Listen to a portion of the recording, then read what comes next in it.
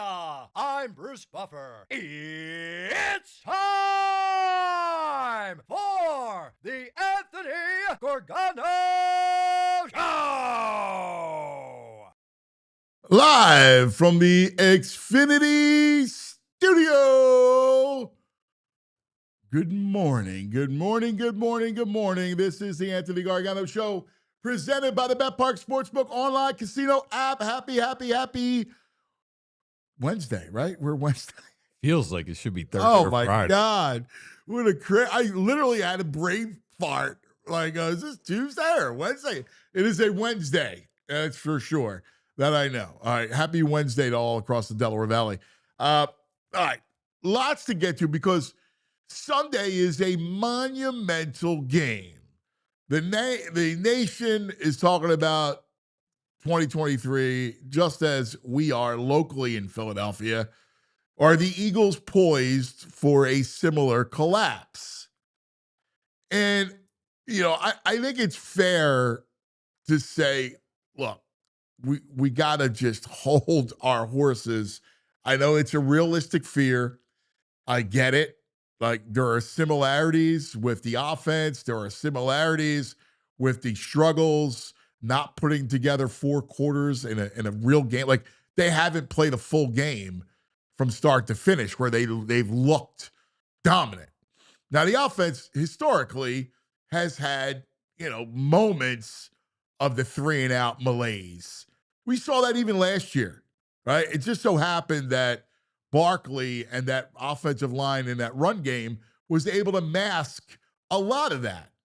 Now, this is not to say that 2023 is going to happen because there's still plenty of time to kind of get right. October is a month where you kind of transition. You kind of find out if you are a contender. I still believe the Eagles are a contender. They just need to figure it out. They need some time to figure it out. You got two games coming up, right? You have Minnesota, which is scary. No lie, scary. Now, we'll see if it's McCarthy or Wentz. And, they present an issue on defense. It's not like they're, I guess VG said yesterday, they steel curtain, and they're not. But it's on the road, in the dome, and Flores is a very good defensive coordinator. So it's going to be a challenge with an offense that's languishing. That said, if you could just win one of these two games, you have Sunday and then you have the Giants rematch. Now, I can't imagine the Giants would come in and beat the Eagles for the second time in just 3 weeks with a rookie quarterback, a rookie running back, and no Malik Neighbors. Like, I can't fathom that. So if you're sitting at 5-3 at the break, now obviously Green Bay, Detroit coming after the bye is scary, but at 5-3, you're still fine. You're fine. They got to get healthy on both sides of the ball. I think health is paramount because when healthy, the defense could buy the offense some time. It just so happened that, it was an ugly game on Thursday night, and you had no Q and you had no Jalen Carter. And if you gut the defense like that, well, a team like the Giants can score 34 points. And that's what happened. You started to press. There was the pick. I always had the feeling during that game that the Eagles somehow would pull it out. They didn't. But it shows you that, look, if you have Carter back playing the way he's playing, he hasn't been himself all year, and you have Quinyon back there, you got Vic on that side of the ball, that's enough to bide you some time.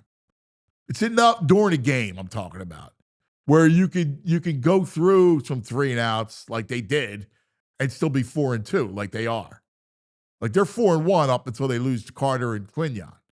So there's still time to kind of get it right. They just have to find out who they are, and they need to get more health on the offensive line. Now, I know Baldy said yesterday that health is not an excuse. There's always hey, listen, he's right. Not arguing that. But for this team to really, I think, excel in the run game, the line needs to be healthy and it needs to be strong. They need to be moving people on that side, on the other side of the ball, right? They just need to do that.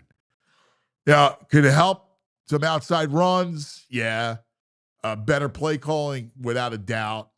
Like the biggest problem the Eagles have right now is when you're afraid of what the offense is. Kevin Patullo, first-time OC, who spoke yesterday, doesn't give you a feeling of confidence, right? Like, he's not giving you like, oh, everything's going to be all right. Vic Fangio says everything's going to be all right. You buy it because he's a grizzled veteran who's done it before. And obviously KP hasn't. So you're going to listen to him. You're going to go, I don't know if I'm buying this, right? Sirianni is going to talk today. He's going to talk. You're going to go, I don't know if I'm buying that. It's going to come down to Sunday, Minnesota, for the feeling of the fan base. If you could win the game, big sigh. Like, you're still in it. If you lose, how do they handle that? Like, they got to stay strong inside that room, and they have to figure it out, or else it will be 2023. Good morning, VG. What's up, man? What you doing, pal? Oh, living life, trying to remain positive. I know. I'm trying to look at it like, listen, I mean, you're entering week 7. I don't want to, I'm not going 4-2 because. What did I say? Oh, 4-2? Did I say that? You just said that, yeah. Oh, yeah. I'm not going 4-2 as a reason for optimism or anything else. I'm saying, listen, they have the bones of a good team.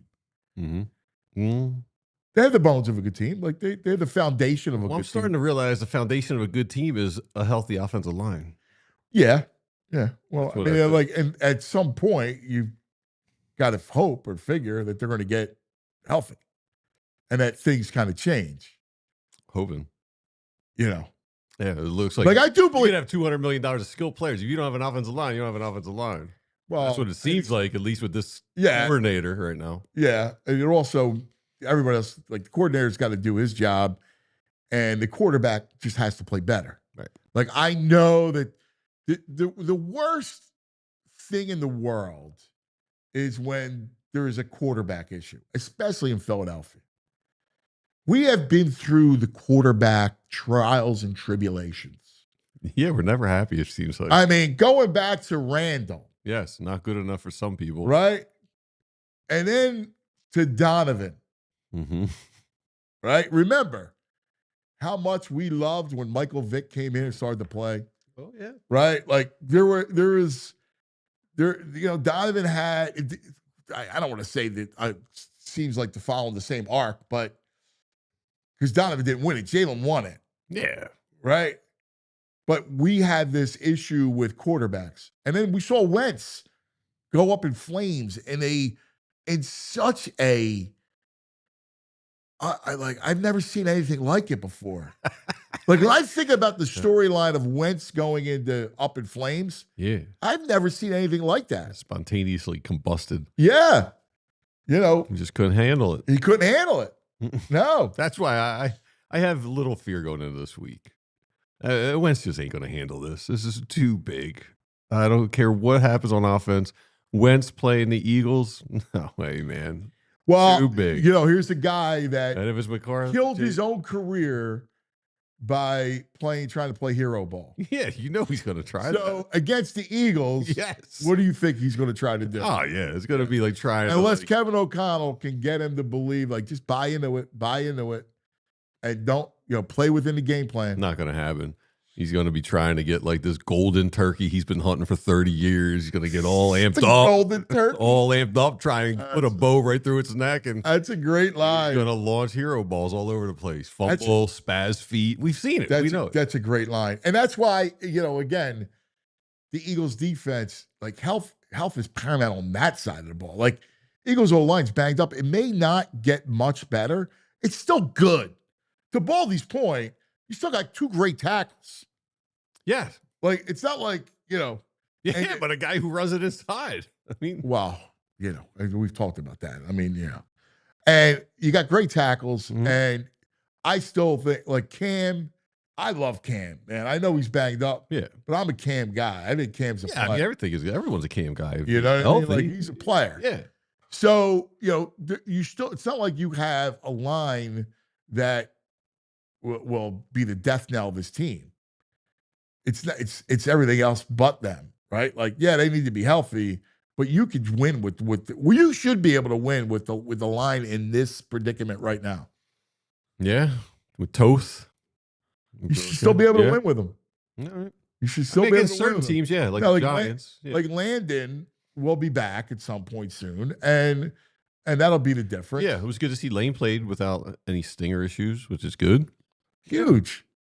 You need that, but it's amazing that we've been through the quarterback trials and tribulations, and this town can't handle it. No, because I think I might get it wrong. I think it's Ed right away.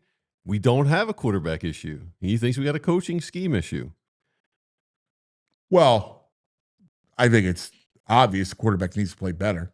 It's not all on Patullo. Like, I'm not in love with the Eagles' offense. And I think it's obvious that the scheme there's issues like getting rid of the ball, like make sure the protections are correct. Like, there's those issues that need to get buttoned up. And I think so. That's not this whole thing's not all on Hurts, but it's not all on Patullo too. Like, Hurts needs to play better. I know he's a sacred cow, right? And I get it. He won a Super Bowl. We love him. Like, he plays. He's got the winning DNA. He just does. Mm-hmm. But that doesn't mean he doesn't have deficiencies. If you're going to look at it objectively and be real, he's got deficiencies throwing the football down the seams. The seams is a big part of success in modern football. Right. And making that throw has been an issue for him. So we know when he's throw heavy that the offense takes a step back. Like, oh, wow, 280 yards. But failing in the red zone, interceptions, right? Like, they come along with it. So while the offensive coordinator, to me, takes the big part of the pie, the quarterback has a slice or two. So the rebuttal is multiple people are saying the route trees speak volume. Baldy did the breakdown. The route trees do not look good. They look very basic and redundant. The route trees are horrible. But I've said Hurts that about has got a hand in this scheme. It's not like they're just handing him this scheme. Yeah, he's a scheme he's comfortable with. Listen, the rebuttal is not I agree with I've talked about their scramble game. I've talked about their route tree. How many times I tell you about running the mirrored routes and AJ's routes? Like, I've talked about that. But there's a nagging part of me that goes back to what Kellen Moore did last year here and what he does in New Orleans. Like, some of these OCs feel like there's a couple throws that he can't make or is not good at. And that is the seam, which a lot of things revolves around. All right. So they're devil's advocate. When he has an experienced OC, they play much better. Steichen, Kellen. When he's got an inexperienced OC, it's a disaster. Yeah, but I just got done telling you about Kellen. And I know, but Kellen found a way to make it work with him. Yeah, because he's an experienced OC. Because they had a great running game. I mean, when he was throwing the ball a lot, what happened? They were 2-2. Yeah, Nick was about to get fired. And then all of a sudden they turned into a run-based offense. What happened? That's the point of Kellen Moore. So that's not accurate. I'm just giving you the feedback of the fans. I know, but I'm just trying to listen. This is an indictment on Hurts. It's an indictment on Patullo, but it doesn't absolve Hurts from playing better. It's like Patullo's got Hurts is great. He's a winner, awesome, but he's got some deficiencies. It's up to Patullo to find out how to minimize those deficiencies. And the issue is he's not going to get inherently better at reading windows and getting the ball there earlier. That's not who he's not that dude. He's never going to be that dude. So you got to find a way to work around it. Right. And that means, can you do it with a run game that's not as effective as it was? With a run game. And I keep going back to the same answer. So my answer is go back to the more RPO based offense. Well, your boy addressed that yesterday. They have called a lot of RPOs. They end up being good, successful pass plays, but they do got to try and run a little more. Yeah. I can't stand this guy talking. I know. He doesn't give you running game. I'd like to increase it. Yeah, I know. Yeah. He doesn't give you. Well, if you can't increase Right. it, who can? Right. You'd like to. Who's stopping you? Yeah. He doesn't engender a lot of confidence. He seems overwhelmed. He's too big for the job. Like the job's too big for him. All right, lots to get to today. We'll dive into that. Can I just tell you, I'm very excited about a team. I kind of said it yesterday. Fly Guys? Yes. Yeah. And another team. Oh, yeah. And I'm really looking forward to them. His hat? I'm The really team that he's looking wearing on his forward head? to that squad. What hat? What is it? That squad. Oh, man, this hat. Ah, Were were you in the dark? Were you in the dark putting that in on? the dark. today or These something? videos new back and Man. Wagner's putting out there sucking me back. You got to clean Listen, I got to tell you, I can't wait. All right? Oh, yeah. Give me some round ball, baby. Woo! Play the song. Colby Coles is calling him Slim Bead. I love man. Slim Bead. Listen, we forget one Oh, thing. he's just dominating Kelly Oubre on 1-on-1 drills. Listen, I know it's, Oh, it's a man. stretch. Like, listen, I get it's a stretch that he can stay healthy, right? I get it. But he is thin. And can I just say, if he's healthy, they're dangerous. Listen, in a weakened East, because we forget how great Embiid is because of all the injuries. at the pub last night, Tim sitting next to me talking around ball. Oh, And man. he's like, feeling pretty good. I was like, about what? It's like the Sixers. I know. I was like, what are you seeing these videos of these one-on-ones? He's like, yeah. I know, I'm yeah. sucked in. I'm sucked in. He, You want to talk about a sucker? Just write sucker on my forehead. Clap your hands, everybody. I'm a sucker. for 76. I am. But I keep going because here's what I think. If Embiid can play, that means Paul George will be into it. Well, this is what. And then Paul George will have a good year because he knows Embiid's into it and they got a real shot. You said those words yesterday, and this guy, Tim, last night, he said, I think Paul George has a good year. I do too. I do What too. are they pumping into the air in Philadelphia right now? No, and listen, I know I'm a sucker. I'm admitting it. Yeah. Right? I get it. I'm a sucker. All right? I get it. But if he could play, He's like, oh, is Edgecombe kid's going to be good? It's like, no. you never know. Right now, like we've been on this, Phil's and Birds run, and I still think the Eagles have plenty of time to turn it around. So don't take this as though I'm wrapping the season because I want to go nice and slow. I love my football. But Flyers and Sixers, I mean, I feel like optimistic about. Is Paul George there, or is he like on a yacht waiting to see if Embiid looks decent? I mean, is he actually there playing? I haven't seen any video of Paul George yet. Oh, he's there, dude. He's there. He's still not. See, Nurse says Embiid might be ready to go for the first I preseason game. do you even want him to play the first No, preseason I game? don't, Because we're going to but- feel good and he'll twist his ankle in the first preseason game. Dude, I don't. Just let him sit out the preseason. Don't say that. I just want to see videos till January. Highlight videos till January, then bring them out. I don't know. It's a weakened East. That's what he said. He's like, Halliburton's hurt. I mean, it's a weakened East. I was like, Oh, man. I want the Sixers to be good so bad. Would be so nice. bad. I swear, it's like you possessed Because this dude less than me last night. Because if I get He said everything you said. if I get a Flyers and Sixers winner where they're fun and interesting and competitive, I mean, that keeps me warm. Maybe the arena name change broke the curse. Yes, X baby, Could be the whole thing. X. Yeah. All right, let's take Oh, man. care of some business. All right. Let's talk about Xfinity. Even more of a reason All right, to get Xfinities. Good luck. I know I love it because I'm a sports nut, and it helps me at home. Look, the reason why VG goes out all the time to watch games is because his setup's a mess. True. All right. So if you can't go out, like I can't go out, like I got responsibilities, right? So Why? you don't have responsibilities. I got responsibilities. So I use it at home, but I need my home setup to be great and next level, and that's Xfinity. It's the perfect fan flex. All the action right in my living room, plus Xfinity's best picture and sound with enhanced 4K. All right. It's so clear, it feels like you're in the arena, the X Arena, watching the Flyers. I felt like I was there. Sometimes I got 4 games going on at once, like on a college Saturday, because why not? I can do it. It's the greatest. On top of that, real-time notifications, live stats, right on my television, the best seat in the house every time. Next game day, make sure the big fan isn't a big fail. Learn more, Xfinity.com. Xfinity, imagine that. Restrictions apply.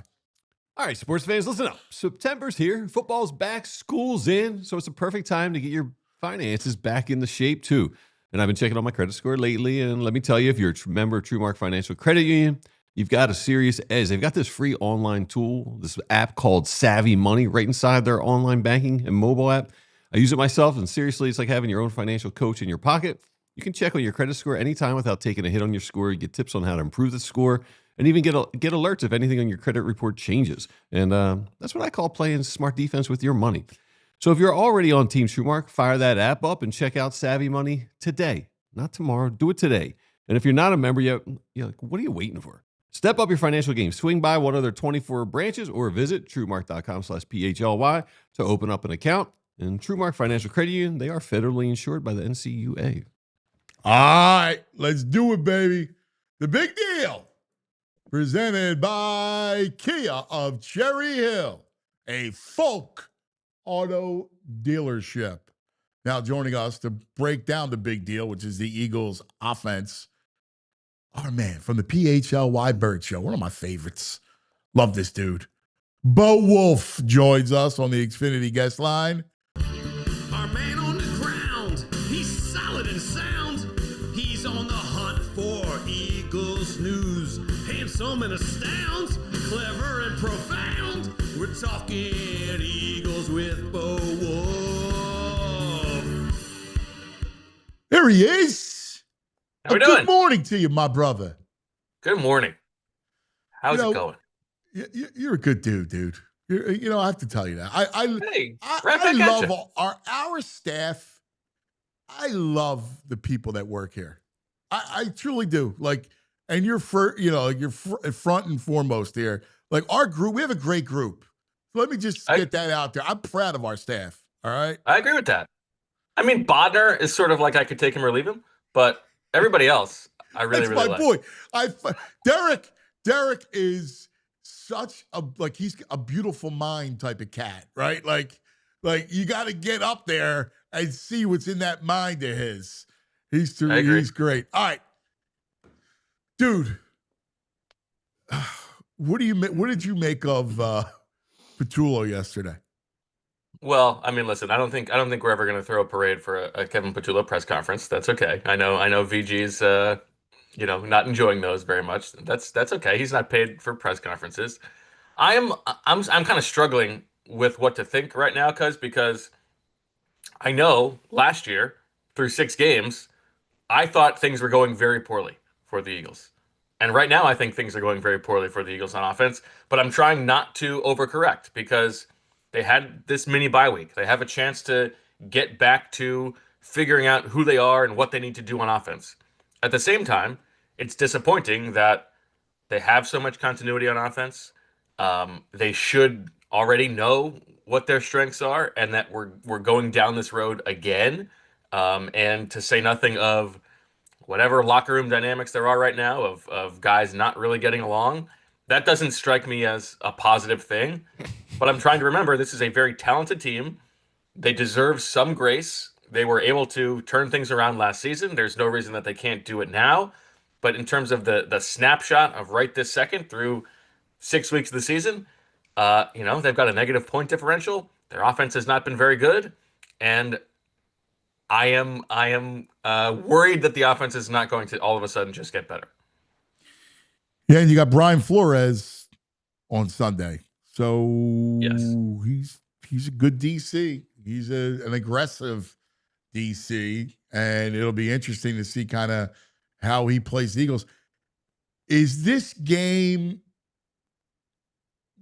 give me the level of importance when it comes to 2023-esque? You know what? I think if they, I know that this is like loser talk for a team that is coming off winning the Super Bowl, but I think if they can just get to the bye 5-3 and be able to really take a step back, I think they'll be okay. So, I mean, I think it will be. It's funny, I said the same thing. I said the same exact thing. Because and isn't that like, that's pathetic, right? Or they just lost 2 games in a row. I think it's they lost to the freaking Giants, like the lowly Giants. But I really do. If they just win one of the next 2 games, and then they can take their step back, I think there's a chance that they'll be okay in the second half. Yeah, listen, I don't think it's loser talk. I think it's kind of what happens, right? Like when you're banged up along the O-line, and then you're banged up in that, like losing, you can't lose Carter and Quinyon. You lose guys like that, it kills you, right? Like it just does. Like you can't lose those guys. There's a reason why the Giants had that kind of success. Without Quinyon, look, Ringo is a disaster in coverage. Like it just can't. I don't disagree with you in general, but I think in that game, because losing Carter and Quinyon is not an excuse for them to get out-toughed, right? And they were out-toughed on that side of the ball. Yeah. There's no reason that the defensive line should be blown off the ball by that Giants offensive line, and there's no reason that guys are shying away from tackles. And that's a lot of what we saw in that game. And so, yeah, you can't expect the corners to necessarily hold up in coverage. Although, I don't know. I mean, they were going up against practice squad guys. So I don't think that we should give them a total pass for that defensive performance. But there's reason to believe that the defense is going to turn things around. Well, I mean, maybe Ringo just can't play outside corner. I think that's what they're learning. And obviously this week with he just doesn't have going up against Isaiah Rodgers, everybody's making that connection. Colossal mistake to let Isaiah Rodgers go. Colossal to not re-sign him. But, I mean, you look at it now, like this is where you're at. Does that mean how good you are? No, like look at the Chiefs when they didn't have some of their key guys, right? Like they look like a world beater Sunday night, right? Yeah. Like, I mean, it's part of it. Like the Bills got beat up on offense and they get beat by Atlanta. So like losing key players is legit. Not an excuse, but there's a reason why the Thursday night happened. Every contender right now is, looking a little bit leaky. And it's not about who's the best team in October. It's about who's the best team in January. So they're allowed to play themselves into the season. But yeah, right now it's not great. And it informs how they play this week and next week, informs how Howie approaches the trade deadline. Don't you think? Totally. What worries me more about this week, and if they lose, God forbid, is what happens in the room. Like the room feels combustible. I agree. And it's just, isn't it a little bit exhausting that this team won the Super Bowl and we're still going through this stuff? And I'm sure that this is something that is shared by equal parties, right? Jalen bears some responsibility. AJ's camp or whoever else is frustrated with Jalen bears some responsibility. The coaching staff bears some responsibility. If Nick's big superpower is culture, it's not great that 6 weeks through the season we've got a combustible culture again. But yeah, like if they come out and lay an egg in Minnesota after having a little bit of extra time to sit on that defensive performance, and Zadarius Smith wakes up on a Monday, is like, you know what, I don't really think I want to be here anymore. It could get ugly. Mm-hmm. It can't get ugly. It's Wentz. It cannot happen. I do not even want to believe it. This Vikings vaulted defense. I know they've given up the fewest points in the NFC. They've played a bunch of crap teams. I believe that this offense is going to be fine against this Vikings defense. Well, what the word that you said earlier, Cuz, is important here, and that's aggressive. What Brian Flores is, because part of my concern with the Eagles' offense is that it has seemed like they are too defensive on offense. They are worried too much about what the defense is going to give them, and not, like AJ Brown has said, let your killers go make plays, right? And so in this game where there's going to be a lot to worry about from what Brian Flores is going to throw at them, and he's gonna know that Jalen has struggled with these sim pressures all season long, right? He's going to do all kinds of funky stuff, and Jalen's going to have to worry about that stuff, and he's going to have to worry about setting the right protections. I just go get the ball to your playmakers and make the Vikings handle that. Dude, you're so right about this, because here's the truth of the matter. Because this whole conversation, and listen, it's a small town. It's a football team, right? It's not unlike your neighborhood football team. We hear things, right? Like, you hear everything. You hear complaints, you hear stuff, you hear good things, you hear bad things. Here's the bottom line for me. Go out and put it all on Jalen's shoulders.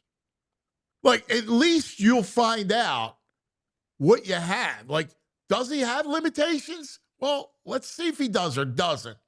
Right? Like, can he make some throws that let him do it? Like, go for open it all up, put it on his shoulders, and then you see once and for all. I agree with you. There are times where it feels like they are building the offense around 2021 Jalen Hurts, and the limitations that he had then are baked into the offensive plan. He's a better quarterback than he was then. He has improved in a lot of different ways. He is marginally better throwing the ball over the middle of the field. He's marginally better at reading defenses. Like, give him a little bit more on his plate. Well, it's not even giving more on his plate. It's just open it up. I agree. Right? Like, just open it up and all right, because everybody will tell you, and you're down there. Like, everybody will tell you kind of what they need to be and what they would love to be, but probably is not the best interest of the quarterback. Well, I don't know. Like, let's see it play out, right? Let's see, because I fall into the same trap where I go, yeah, he's not a volume thrower. He's not a 40. All right, well, you know what? Do it. And if you lose, well, And there are things that Jalen is at fault for here too, because Jalen is a big part of putting the offensive plan together. And so there are certain trends that, have been the case throughout Jalen's career. They are, 30th in the league in play action percentage. And that has only decreased over the past few years as Jalen has gotten more power in the offense. I don't think that Jalen loves play action. I don't think that, Jalen doesn't want to be. Well, he doesn't want to be under center. I mean, Right. His comfort level is what he played in college. Like, that's his comfort level. It's when he throws the ball, the windows, like, he doesn't like to throw it and let his receiver make a play. He doesn't like to do a lot of timing routes. Yeah, and this is the difficulty of coaching, as you know, because Jalen is the Super Bowl MVP. He deserves more power. He deserves more, ability to say what he wants on offense. At the same time, it's the coach's job to get him to do things that he doesn't want to do and get better at them. That's what the teaching is all about. Like, right. And so there's an awkward power dynamic because Jalen is making all this money and you're the quarterback's coach, you're the offensive coordinator, and you're not making anywhere near that. But that's the job. And so handling that situation behind the scenes has to be a difficult push-pull every week. Yeah. Bo, you touched on how they're always worried about what the defense is going to do. I'm even as a viewer when I watch the games as an Eagles fan, like, oh, here comes a blitz. I'm so worried, and it never feels like with this. Even last year, we just knew they were running the ball, but it's never like, oh man, they got motion. The defense just looks comfortable, almost like a power hitter, comfortable in the box. Like, yeah, we're just going to take swings at you, and they don't do anything offensively to make the defense scared.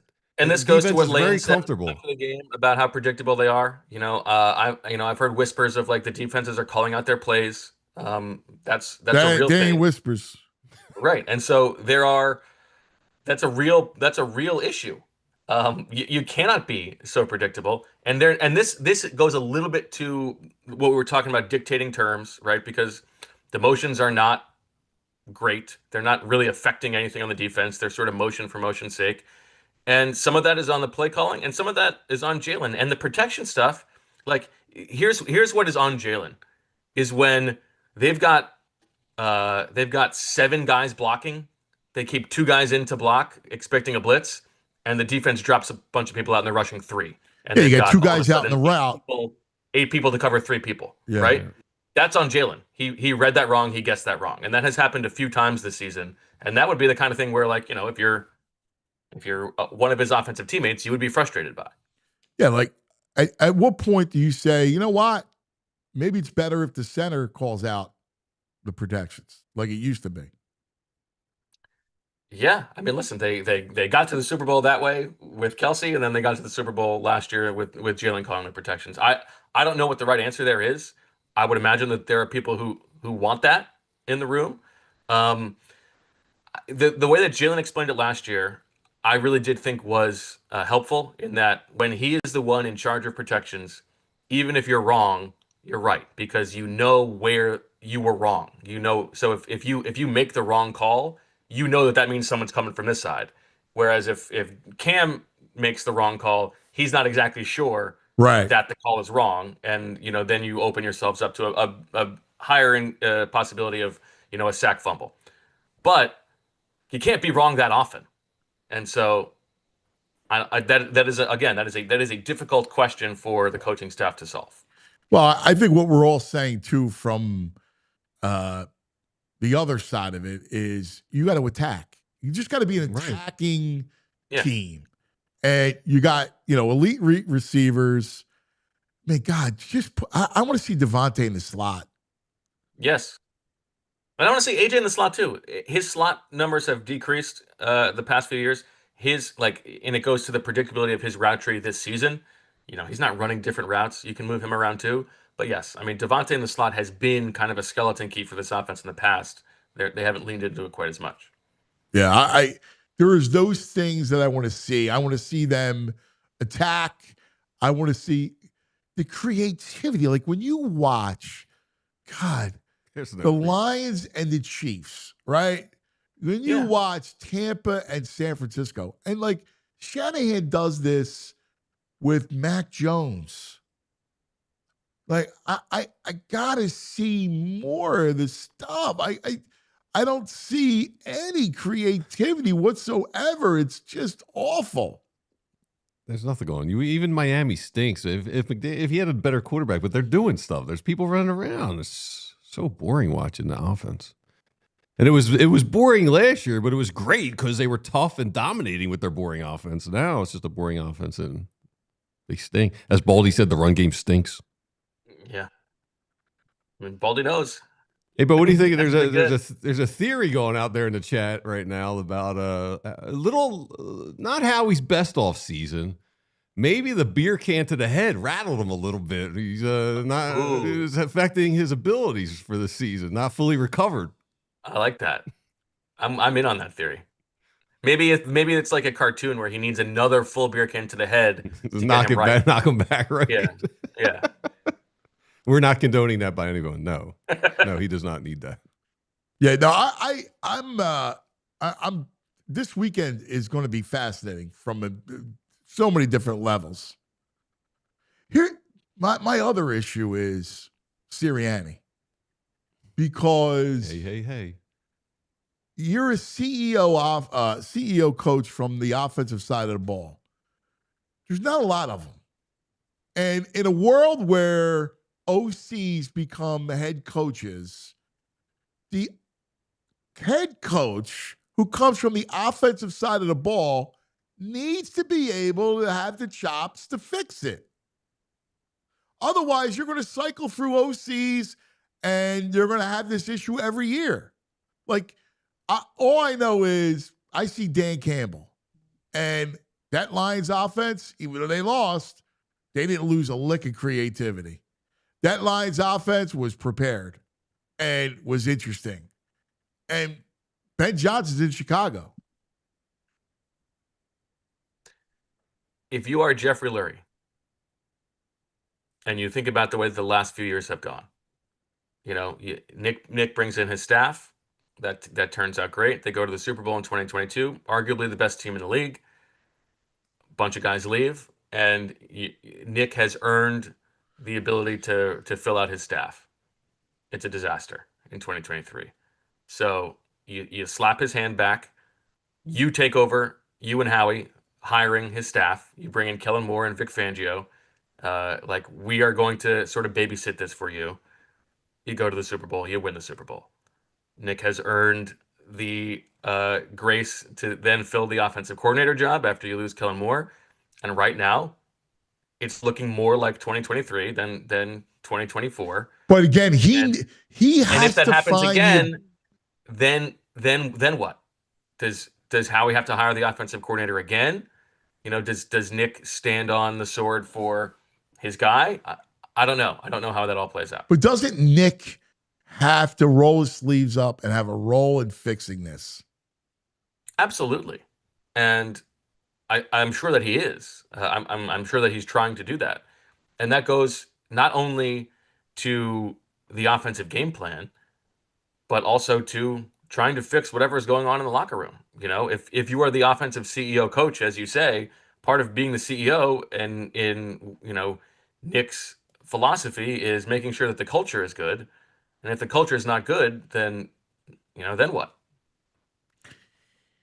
Yeah.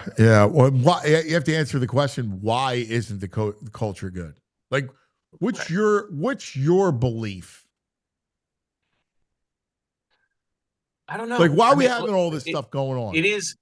Because We do have to acknowledge that this is not the most unique situation. It is a very familiar arc for any sports team to win a title, and then things don't go great the next year. And it's the classic Pat Rileyism, the disease of more, all of that stuff.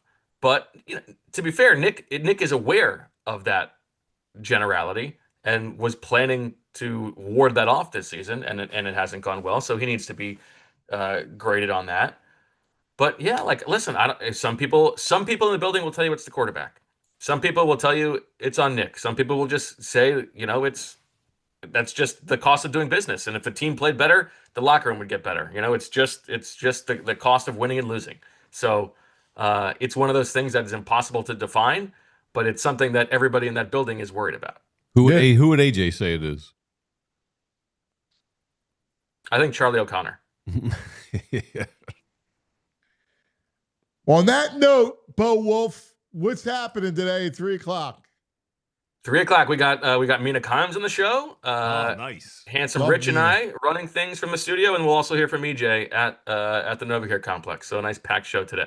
Because Nick speaks today, so we'll be tuned in to see what you have to say. You hear anything about Q? Like this injury report is really I need to know. Yeah, I mean, the only thing I've heard is what Vic said yesterday, which is that he's going to be questionable. It'll be up in the air about whether he can play. So, not ideal. Oh, I can't have Justin Jefferson and Naylor and no, Addison. It's okay. It's Wentz trying to get them the ball. We're good. Can you imagine? They can't lose to that dude. No. They can't lose. No. The ultimate hate to face. Is he going to come out and have his requital? They're going to have a real public problem if that happens. Oh, God, no. This league is wild. This NFL is wild. There's storylines. It's like a movie. Oh, my God. It's a TV series. It really is. It's more like a TV series than We a used sport. to play Days of Our Lives. Yes. But it's more like a TV series than a sport. Best show on TV. Yes. Oh. Good stuff, Bo. Thanks, my All right. brother. Thanks, There guys. he is, our man, Bo Wulf. All right, let me get excited a little bit. We're talking about the winter squads. How about the home opener? The building had life again. Dangerous. Oh, that pass. Ridiculous. And the man he was the man covering the Flyers. PHLY Flyers. He's the best. On the Xfinity guest line, Charlie O'Connor. Good morning, Charlie. Charlie. Good morning, guys. How y'all doing? Good to see you, buddy. So let's talk about the life in the building that was back on the opening night. Yeah, it was rocking. It really was, and we broke it down actually on yesterday's show, on the PHLY Flyers show. Me, Bill, and Kelly were chatting about it because Bill, all three of us were in the building. I was obviously up in the press box. Bill was in the building for the first two periods. Then he came back to the studio to do post game, and Kelly was in the building purely as a fan. And it was loud from the jump. But one thing, and I'm sure both you guys can attest to this, one thing that gets Philly fans louder than anything else is collective annoyance when you feel like your team is being treated unfairly. And that building just kept getting louder and louder as more and more penalties kept getting called on the Philadelphia Flyers and none were getting called on the Panthers. That kind of unified the building to an even greater degree than it was unified in the beginning of the game when everyone was just excited that hockey was back. The building was loud. It was a fun atmosphere. You know what? And especially after Saturday night where they get screwed on the goal call.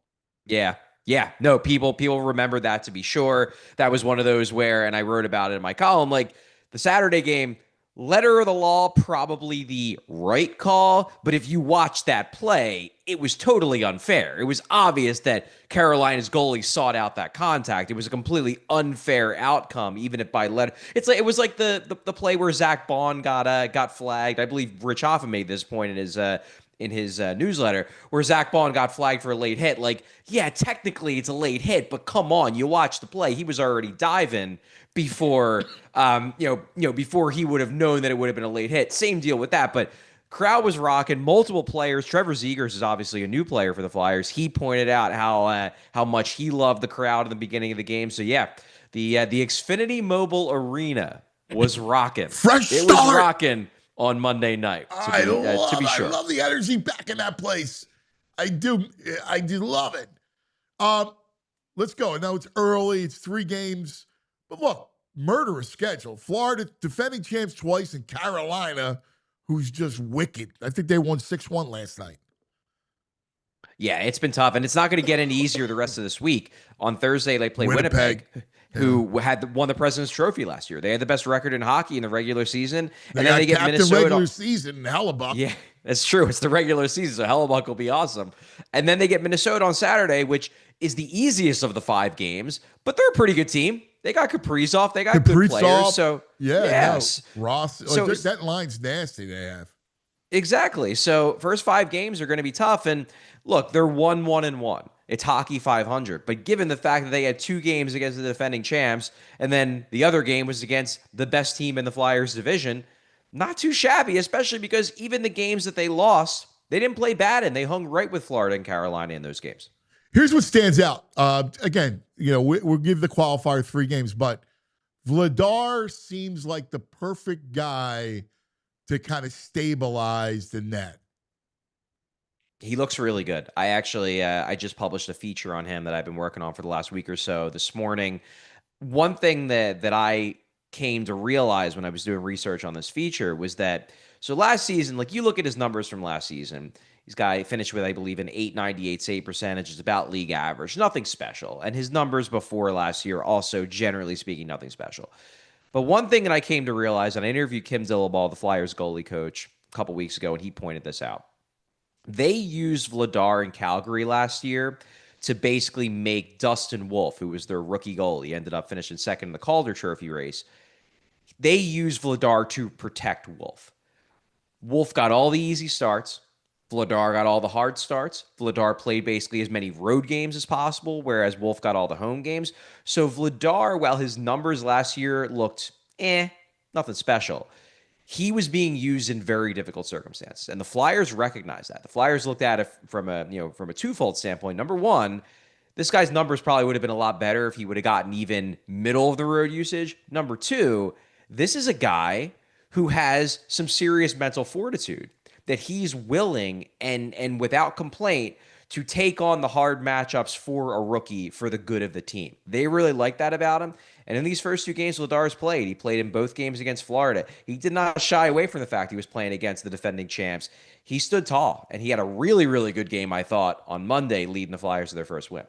So explain too why he's why the Flyers picked him for a reason too, especially with Tockett's plan, knowing that blue line still's got a lot of work to do, how they funnel shots from the perimeter. So they thought it was important to have a guy like Vladar to play that system. Yeah, well, number one, Vladar is huge. And look, you can be a great goalie and not be that big. Dustin Wulf is a small goalie, and he just signed a massive contract with Calgary, so he can do it. But it's easier when you're big because you just take up more space. I mean, it's just simple math, simple geometry. You're bigger. It's harder for a team to get the puck past you. So that's number one. But Vladar has legitimate athleticism too. He can move. He can move post to post. He can flash the leather. He's got some real talent. And look, he just turned 28 in August, so he's not young. But the thing with goalies is they tend to develop later. I mean, I'm even thinking about guys like, and not to say these guys became stars or anything, but I'm thinking about guys like Alex Lyon, guys like Anthony Stolarz. Like, they didn't become quality NHL goalies until their late 20s. Vladar's 28, and that would be old-ish or older for a forward. For a goalie, he could just be entering his prime. And I think that's what the Flyers liked when they signed him. Like, hey, there's untapped potential here, even if he's 28, and we might be able to pull it out of him. Dude, we've seen that with these goalies. It's amazing. I mean, Stolarz was here, right? Like, you had guys, like, you think about it, you think about how good Bob became. Like, Bob, as he got older, became really just a dominant goalie. What is it about the maturity aspect of goaltenders that the older they get, the better they get?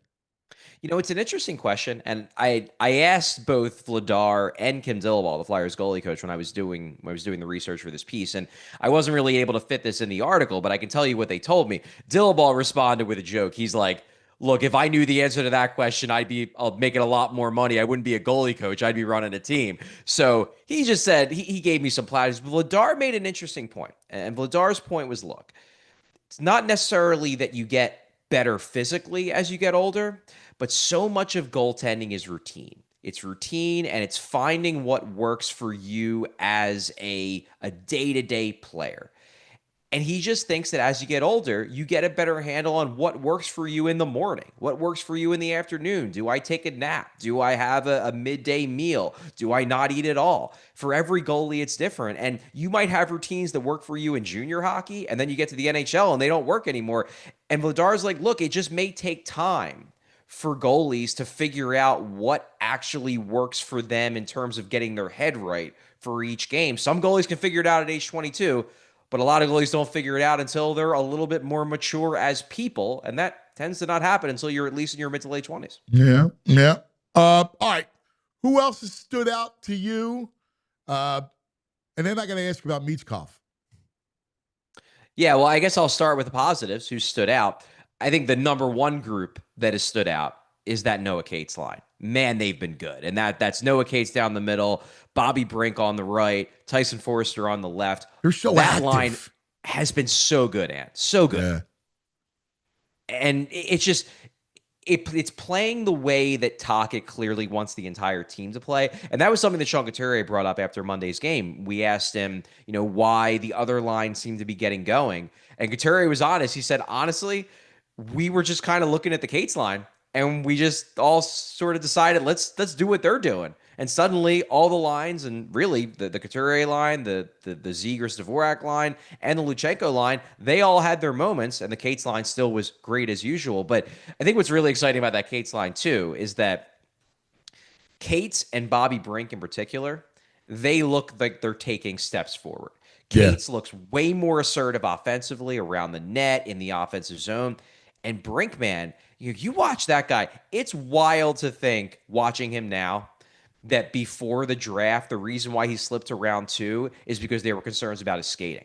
because he looks fast. And he's a small guy, so it really helps that he's getting fast. But he has gotten so much quicker over just the last 2 years. And that's just a matter of him putting time in the gym and working hard and building up his lower body and creating that explosiveness in his stride. He is gaining separation from defensemen way more than I saw him do 2-3 years ago, even back in college. He is developing physically, and it's making him a more effective all-around player. All right. Matvei. Now, quiet. Taka didn't play in overtime. Said he's got to get in better shape. What's the deal with Michkov? Yeah, well, this all kind of got kicked off by I believe it was yesterday or 2 days ago. It was Monday, so this would have been 2 days ago.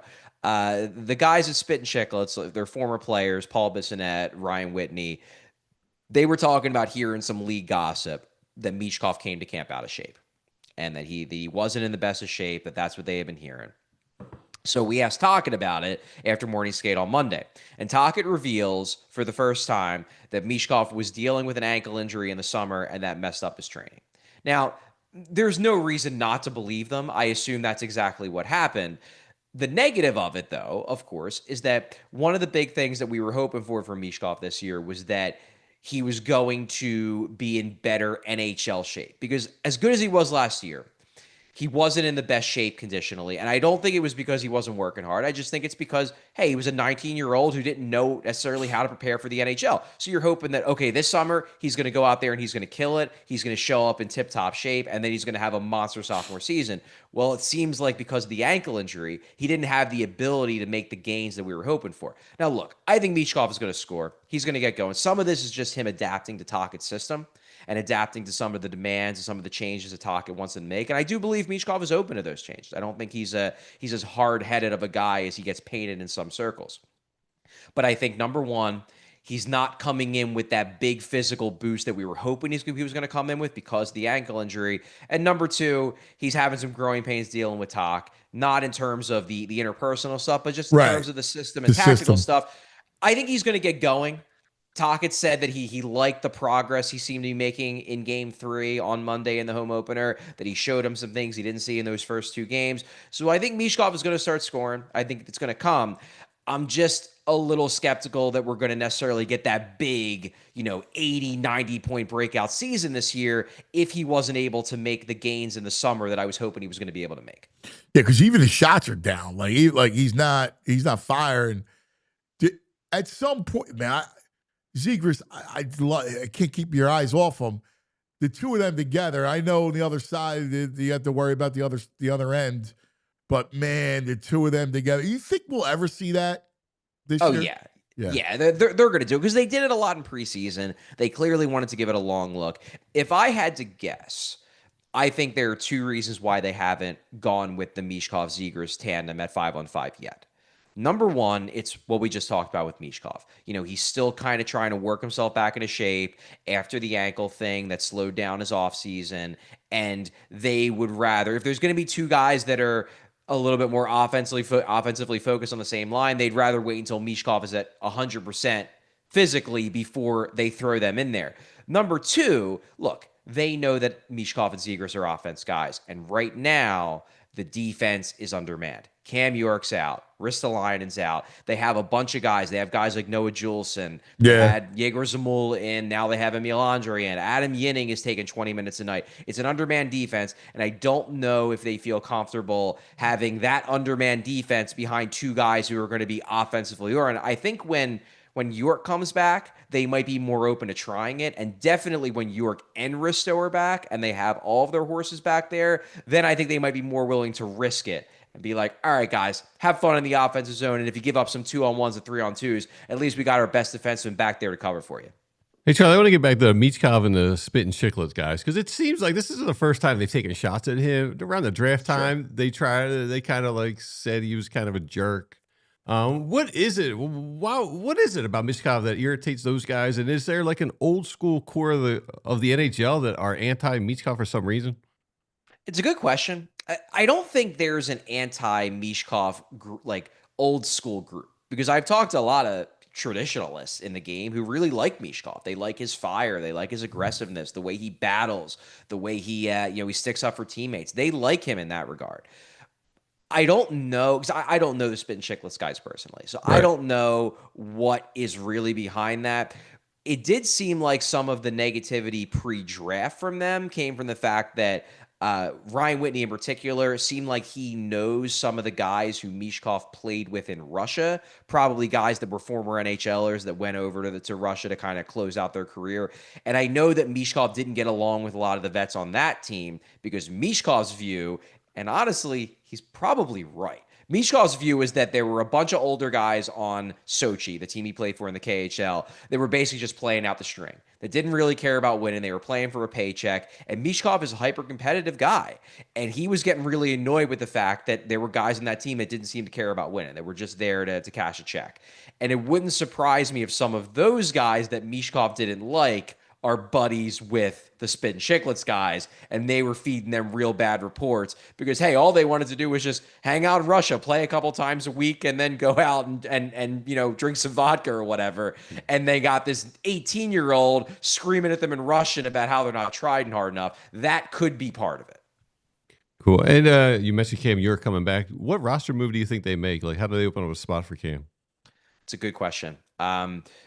Look, I'm more worried about the lineup because obviously somebody's going to have to give way for Cam York. He's one of the Flyers' better defensemen. He's a clear top 4 guy. I would think it's going to come down to one of Emil Andre or Noah Juleson. Now, for me, I would keep Andre in the lineup. Personally, I wouldn't have sent Andre down in camp in the first place. I thought he deserved to be on the roster, not because he had an incredible camp, because I thought everybody else battling for that job didn't really have a great camp at all. Andre got in his first game on Monday. He didn't get a lot of ice time, only got about 10 minutes, but I really liked what I saw. He was moving the puck. He was being aggressive. He was making plays. And on the third pair, sure, maybe you have to shelter him a little bit if you want to, but he was doing things. Unlike Zamula, who's been mistake-prone since the second half of training camp, and Juleson, who basically is just he hasn't been awful, I would say, but he certainly hasn't been great, and he doesn't have the upside that Andre has. However, they are concerned about the idea of having 3 smallish defensemen in the lineup at the same time, and Cam York, Jamie Drysdale, and Emil Andre. So the easy move for them would be just to put York in for Andre, keep Juleson in. Juleson's a righty shot, so then you have another right-handed shot to go with Drysdale, and then Sanheim plays the right side, even though he's a lefty. So the easier move would be to take Andre out and put York in. I think the smarter move, if you're looking to just have the best possible decor, would be to take Juleson out and keep Andre in. But we'll see. You're right. Somebody's going to have to come out. If I had to guess, I would say they're probably going to take Andre out because, hey, he didn't make the team out of camp, and he didn't play in the first 2 games, so he would be the logical person for them to take out. I just think Andre deserves to be in the lineup, but that's just my opinion. Last thing, what do you think of Jet so far? I think he's been okay. He hasn't got a lot of ice time. He's only getting 4th-line minutes, so it's hard to fully judge him. But he's made some plays. I liked what I saw in Monday's game. He made a low-key, really important play in that game. Flyers are getting buried. It's 2-2. The Panthers just tie the game. He makes a really, really good neutral zone pass to Garnet Hathaway, sends Garnet Hathaway in on a rush. Hathaway ends up getting called for a penalty for interference, but I felt like that got the crowd going. That got the crowd going. It got the team into the game. You have the tough guy Hathaway taking the puck to the net. The crowd's angry that the refs are against them. Flyers kill off that penalty, and then immediately after that, they score the game-winning goal with a Zegras pass to Couturier. That play doesn't happen if Jet doesn't make a real good pass in the neutral zone. So I would say he's been fine so far, but it's hard to judge him when he's only getting 7, 8, 9 minutes a night. I'd like to see them give him a look further up the lineup before they make a decision on whether they're going to send him back or not. All right, my brother, I love it. I love it. Listen, you know how I'm all fired up. This is a lot of fun. Our coverage is the best. You are terrific. What's your schedule? Well, today they're practicing 11:30, so I'll be heading up to Voorhees, and then we have our PHLY Flyer show at 4 p.m. to talk about this team and break down the next game coming up on Thursday. Yeah, Jet, the peg. Great stuff, brother. By the way, Chop, VG partied with the peg at the bar on Monday night when they got into town. I don't know if I call it party with them. I listened to their terrible selection of music as they overflooded the jukebox with some. They were in the new wave. Hanging out. Wait. So the Winnipeg Jets went to New Wave Cafe? Yeah, they rolled Monday in night. Monday night, like 11:30 at night. Really? They all rolled in. No, the entire team was there. That is why. I mean, look, I He like was New hanging Wave out with Cafe. Cole Perfetti.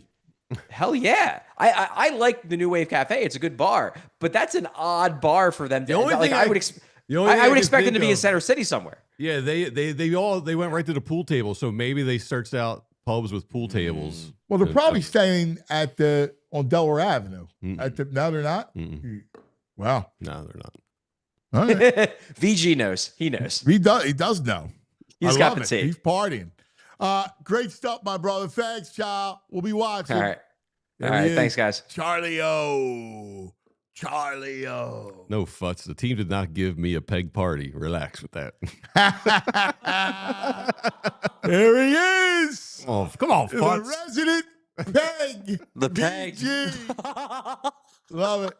Love it. All right, coming up, our man, Mike SIelski, one of the great voices of the Philadelphia Inquirer, and we love him every week right on the program.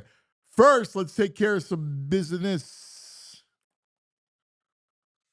All right, let's talk about the Bet Park Sportsbook online casino app, where we stand for Sunday. What's the latest? Oh, the latest yesterday was 2.5, 2.5 points. Let's see what we're at today. 2.5. For you, Andrew?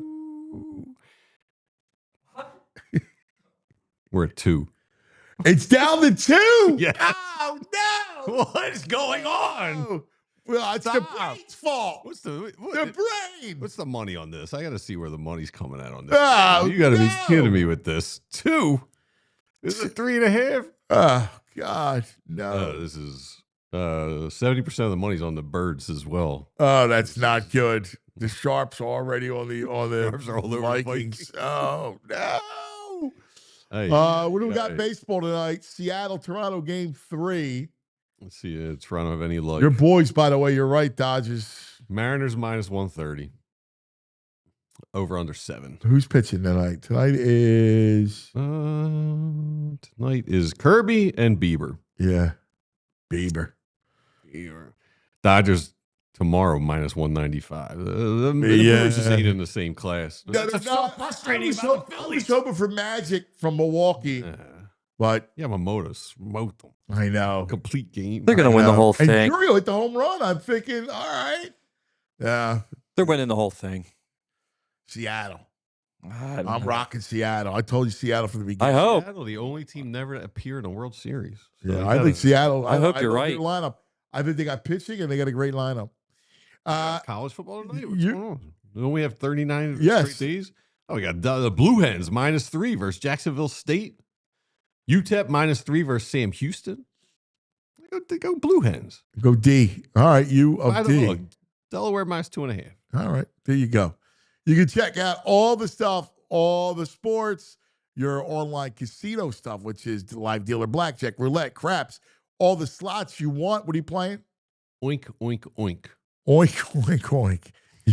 Bunch of piggy banks. Bunch of piggy banks. There you Dropping go. Coins. Check it out. It's the Bet Park Sportsbook online casino app. Loads of fun. New customers get up to $1,000 casino bonus back if you're down the first 24 hours. You got to be 21. You got to be in PA, New Jersey, Michigan, Maryland, Ohio. If gambling problem, please call 1-800-GAMBLER. All right, y'all remember when BG sacked the GOAT for the first Philly Super Bowl ever? Of course you do. Well, now BG's bringing us his Crooked Tea Strip Sack Pack so we can savor the flavor. What is the Strip Sack Pack? Well, it's big, it's heavy, it's juicy. It's the kind of pack you want to just show off. You already know Crooked Tea is 0 sugar, all flavor, and the Strip Sack Pack is stuffed with 24 cans and collectible trading cards by Jordan Spector. Some cards even signed by BG himself. So every case is packing some heat. From the fridge to the tailgate, this one here, this is the one sack you're going to be proud to display everywhere. So grab yours today at a store near you or on GoPuff. And for our guy BG, we have to send out a shout out to Philly area bars carrying Crooked Tea. Thanks for showing the love. Sport and Social Allentown, Garage Fishtown, City Tap, Logan Square, and Wicked Wulf right over on Chestnut Street. So check them out for game day or a night out and tell them the Philly Sports sent you. So, by the way, we always do the elevator update here. Ugh. Because Yeah, the I just got the update. is out, and it's always out. So we're on the top floor. So we walk up these like ridiculous steps. Yeah. Right. Yeah, it's only 123 floors. steps. Like you're And going into a very cavern. Yeah, the steep. Here's the update, VG. Yeah, the part will be here next Thursday. They're trying to get someone today, but they're having a problem. They might need until tomorrow to get completed.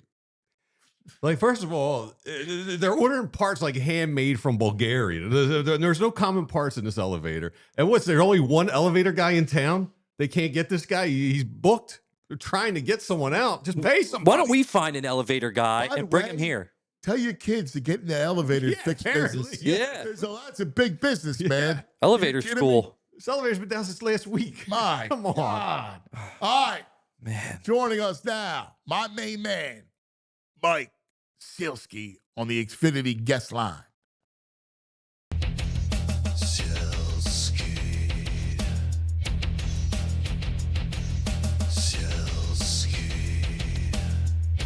Here comes Mike SIelski. The boss. That's only audio. I got to work on putting the video with the audio. Yeah, we don't have That was just a test run. That was a test run. I got to put the audio with a video. He liked the boss. I know. I gotta make I did like the boss. I just want to piggyback on what you guys were talking about a second ago. I am not making this up, guys. Got a Slack message about 2 hours ago from a human resources person at the Inquirer. Attention, the elevators at headquarters are not working. What is going on? Employees will need to take the stairs at this time. There apparently is one guy or a woman, It's one an person epidemic. who's the elevator All person. throughout the city of Philadelphia, Yeah. elevators are out. It sounds like the beginning of a Oh, horror movie or nice. something like that. There's like, Philadelphia is being haunted everywhere by Right. We get him Nice first. Avalon, man. We've been out for a week. We get him first. Oh, my. Michael, the last time we talked to you, the Phillies were still alive. We were headed toward an epic Thursday. The Eagles, there was no worry. It was the Giants. And then the evil hat trick happened on Thursday night. And since then, we have been in a bad spell, at least the Phillies and the Eagles. Michael, what happened? As Nicolas Cage said in The Rock, gosh, kind of a lot's happened since then. My God. Yeah. Let's put a bow on the Phillies before we get to the Eagles. We'll start Phillies, as we always go 4 for 4 with you. And after thinking about it, after kind of letting it breathe, what's your takeaways? Topper's back, and tomorrow Dombrowski speaks. Yeah, I do think, not to be like shiny and happy and all of that, but if you're a Phillies fan, don't you have to kind of feel a little bit better after watching what Yamamoto and Blake Snell have done to the Brewers 100%. in the first two games of this series? I think with time, and I understand the frustration totally, I still wouldn't have had Stott bunt, Orion Kerkering. My gosh, that's a little league play. I feel terrible for him, but that's a little league play. You have to go to first base. I get all that. In time, I think we're going to look at that series as the Phillies were the team that had the best shot of beating the best team in baseball. And they went toe-to-toe with them. And as frustrating as it is now, and again, I totally understand that. They could have won that series. You can make a good case they should have. We're going to look back and say, you know what? The Dodgers are the Dodgers. And now you head into an offseason where you have a better sense of what you need. You need to change the lineup a little bit. Absolutely. A little bit, yeah. I would lean more into the starting pitching. I heard something earlier this morning. I don't think they're going to bring Ranger Suarez back just because it's Scott Boras and he's 30 and it's a payday and all of that. But looking at what the Phillies did in that series and throughout the season with their starters, man, don't you have to lean into that even a little bit more and maybe even go beyond just hoping that Andrew Painter is going to be as good as everybody says he's you going have to be? so much money to spend. Oh, sure. Yeah. And honestly, The lineup is more of a concern. This lineup is what cost them. It cost them in Arizona, it cost them against the Mets, and it cost them in this series. I mean, their lineup's not built correctly. Like, if you're going to have Bryce Harper, you need someone behind him to protect him. You need a right-handed power bat. You got to go. I think you got to go after Alonso. You're 100% right. I do look at this offseason as similar to the kind of off seasons that they had after winning the World Series in 08. Where you're making what choice you're going to make, and you're at a stage where all in is what you're operating from. You have these prospects who presumably you don't want to give up, guys like Aiden Miller and Painter and all that. But when it comes to spending money on somebody like an Alonso, they should not be thinking, okay, we'll go get Pete Alonso if so-and-so leaves, or they should just go get Pete Alonso. Because he would be ideal for this re-signing Schwarber. Right. And JT. Right, because I don't care about John Middleton's money. Like, nobody cares about John Middleton's money. I'm not sure how much John Middleton cares about John Middleton's money. Right. I mean, you have stupid money, you could play stupid games. And the truth of the matter is, you got no catching prospects. JT, it works great with the staff. I re-sign him. He wants to come back. I re-sign him. I got to re-sign Schwarber, and I got to add to that with an Alonso. And then from there, I can look to move Bohm, Marsh, Castellanos, rework the outfield. Bryce goes back to right, and then I bring Crawford up to play left or center, and then I figure it out. Yeah, and the undersold part of this to me, Anthony, is they are treading closer to where the Sixers are now, where everybody in the market in the city is going to feel like we've been through this before. And while a general manager or an owner can't make decisions just based on holding fans' interests, I mean, the Flyers did that for years and years, and it got them nowhere, and it crashed. But you do have to do something different, and they're going to do something different, but it's gonna be signing someone like an Alonso, or bringing up a Crawford or a Painter. You've got to keep this fresh at a certain level for the day-to-day and night-to-night throughout the summer. And I think that'll factor into their thinking. It shouldn't be the primary thing, but it'll be something. No, I agree. And I think you got to do that. You got to lean into that and change that. I mean, Crawford and Painter allow you fiscal, sanity, because you're gonna bring up young, cheap players, and you need to do that because you got to move on from Bohm, you got to move on from Marsh, you got to move on from Castellanos. Like, those are the three spots that you have to move on from. Like, they've already talked about Bohm. Like, now it's just got to happen. So those are the three spots you got to move on from, I think. Yeah, you can't have a situation again where Brandon Marsh or a player like him is batting fifth in your lineup. No. You simply can't. And Bohm can't bat cleanup. I mean, no. No, he may turn out to be Jose Bautista, where he goes somewhere else and somebody unlocks something in his swing, and he hits 30 to 40 homers a year, like Bautista did. He bounced around and then went to the Blue Jays, and all of a sudden was awesome. I agree. But it's not going to happen here. It's just not. No. He needs to go, and they absolutely need to make some changes. They know they need to make some changes, and I think everybody kind of knows the players who are the candidates to be moved. Yep. All right. Now let's talk about your football team, your friendly neighborhood football team. All of a sudden, the 2023 talk has resurfaced. Is it real or is it fugazi? I think there's some reality to it. I wrote this after they lost to the Broncos because of the nature of the way they had been playing for 4 weeks, and then the nature of the way they lost that game. They just stopped being able to move the ball, and all of a sudden they stopped being able to stop Denver on defense.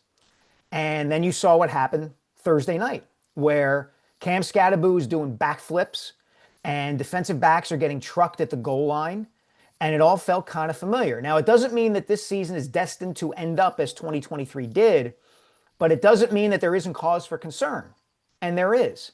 And they've got to figure this out. They've got to stabilize themselves right now because they're not in a position health-wise where they can feel comfortable, right? Like you don't know if Quignon's going to be back and Nolan Smith's going to be out a little while and the offensive line is beat up.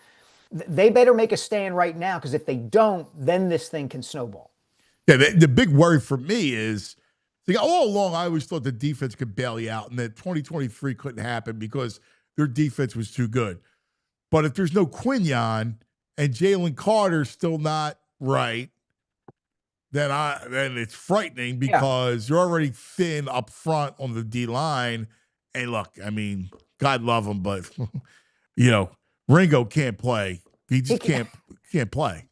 No, and I'm not sure Adoree Jackson can play at this point either. I mean, you want to talk about a soft target. I mean, it was bad enough when you had Quignon on one side and teams were going to Ringo or Jackson. Now, if Quignon's not out there, I mean, holy smokes, you're going to have guys running free all over the place in the secondary. So how Fangio addresses that, will be interesting. I'm rooting for Carson Wentz to play Sunday just because I think it'll be fun. Of course you would, Mike. Of course you. It leads right into your brand. Of course you want to see it. No, well, VG, it's a great story. I mean, it's a great story. It's drama. It's drama. Whether they beat him up and sack him 7 times or whether he throws for 302 touchdowns, it's interesting either way. So that said, all right, let's talk about the offensive side of the ball because Patullo spoke yesterday, does not engender a lot of, confidence. We got another issue. There's the quarterback again and AJ and there's always something. Where do you see the offense? And obviously Patullo's scheme, play calling, it's dreadful. But where do you see all this offense kind of figuring itself out, or does it? I think it's going to be a struggle because I don't think the offensive coordinator, the play caller, is creative enough, or he hasn't shown himself to be creative enough to out-plan, out-scheme, out-call the quarterback's limitations. And it's never the one thing, right? I think Jalen bears some of the blame here too. I wrote about that the other day. You can't miss Devontae Smith for that 90-yard touchdown. You can't not throw the ball to AJ on the interception on the out to Dotson. I'm not enamored with Patullo's play calling and play design and scheme so far, but he did scheme those 2 guys wide open, and the quarterback's got to make those throws. He absolutely has to. So I think it's going to be a slog all season. I think Lane Johnson's. I think it's obviously significant that he's the one who spoke out. I think the fact that he's saying things are predictable, I understand what he means. Things were predictable last season too. They just could block people. They could road grade people. Like everybody in every stadium knew Saquon Barkley was getting the ball and they couldn't do anything about it. And it's different now because of the injuries up front, and you're going to have to lean more on the mind of the offensive coordinator and the abilities of the quarterback. And right now, it ain't happening, and I'm not sure it's going to happen. Listen, it's my greatest fear, Michael, because you could see it. You could see this thing. And you know what I blame? Like, obviously, the OC is a big part. But listen, the head coach bears a lot of responsibility here. Again, I'll say it to you because I haven't said it to you. But he's the CEO, head coach, who comes from the offensive side of the ball. How many of them are out there? And again, when I look at, say, Detroit and Dan Campbell, well, they lost Ben Johnson. Do they look any different to you? Do they look any less creative, any less prepared on offense? No, and this is twice now where a successful offensive coordinator has walked away And they have replaced that guy, whether it was Shane Steichen the first time around or Kellen Moore after last year, with guys with ties to either Nick or Jalen, right? Brian Johnson had this long relationship with Jalen, and we were under the assumption that this would be a great thing, because he understood Jalen, knew how he thought. Same sort of thing with Patullo, right? He and Sirianni share a brain. That's the joke, and they know each other so well. And in neither situation is it working out. And there's something to be said for creative tension. There's something to be said for the differing ideas. And you're right. There is an onus on Nick here to say, okay, well, we got to try something different. We've got to shake things up somehow.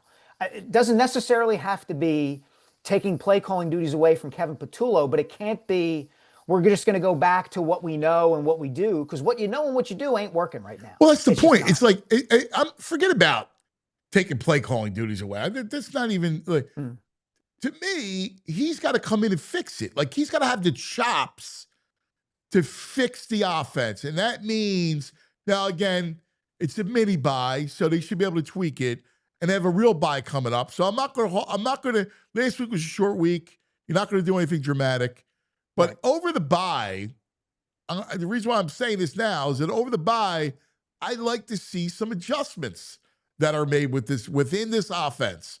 That includes route trees, that includes some play design. I got to know Andy Reid very, very well. And he allowed me to be embedded when I was working on a book and doing some magazine stuff. He would always have new plays. Right. Now he has new plays. He had a wrinkle Sunday night. That was a new play that he designed. I never see that with the Eagles. Never. Yeah, I think you're 100% right. I would like to see them, I think I've mentioned this to you before, I would like to see them spread the offense out more. It seems to me they're still, look, we've talked about how simplistic the scheme seems to be and what they're asking of the skill position guys, to do in terms of routes and the kind of runs they're using Saquon on. You can get away with that when you have the best offensive line in the NFL. They do not have the best offensive line in the NFL anymore. So try something different. Spread everybody out. I know, I guess they're worried about what they put on Jalen's plate to a certain degree. And I'm sure Patullo, you hear these things like he feels like he can only do so much. You want to play to Jalen's strengths, et cetera, et cetera. You've got to get Jalen on the move. Go ahead. Yeah, no, I'm agree with you.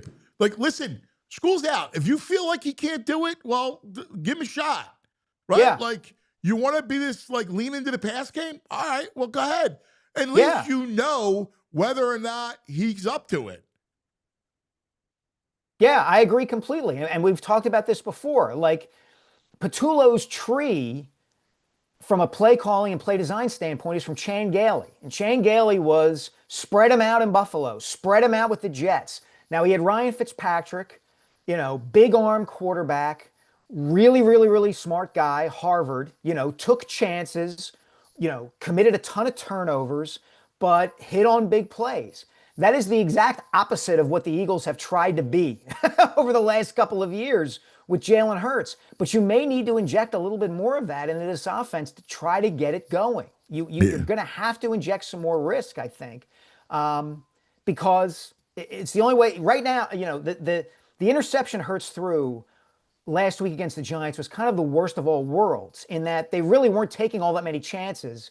And still, there was this big turnover that kind of ended everything for them. So if you're gonna take risks, at least do it in the name of trying to create big plays with AJ and Devontae and Saquon. And work the perimeter, man. Like, you still got great tackles, right?